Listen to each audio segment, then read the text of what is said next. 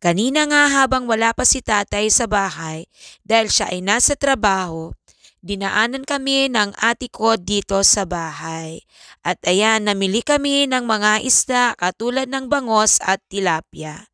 Ayan na nga, bumili ang ate ko ng tatlong bangos at bumili rin po ako ng tatlong bangos pati na rin ng tilapia. Tagtatlo kami ng ate ko. Ayan, yung mga tilapiyang binili namin ay yung mga buhay na tilapia. Pinalinisan na namin, pinatanggalan ng mga lamang loob. And then pagdating sa bahay, hinugasan ko na lang and binudburan ng asin. Ganon din naman ang bangus. Boneless na ito at tinimplahan ko na rin lang pagdating sa bahay. Nilagyan ko lang ng asin, ng suka, ng paminta at ng dahon ng laurel.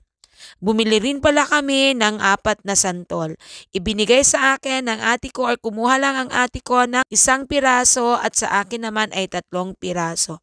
Eto na nga, pagdating namin sa bahay, kumain na kami ng anak ko na si Kuya Mikel, pati si Mikmi. Inuna ko silang pakainin bago ako kumain.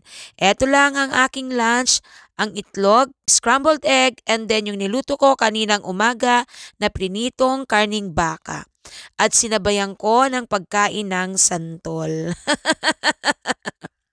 Ang santol na to ay napakatamis, makapal lang ang balat or matigas lang ang balat.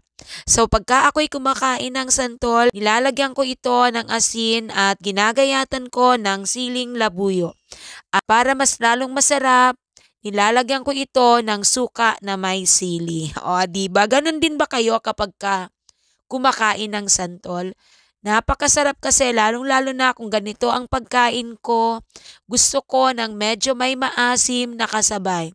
So bawal naman ang soy sauce kung kaya't etong santol ang kinain ko para mas masarap kainin ang prinitong karning baka. At eto na nga, paubos na ang aking kinakain na karne kasama ang scrambled egg. Ayan na, sinunod ko namang kainin ang santol.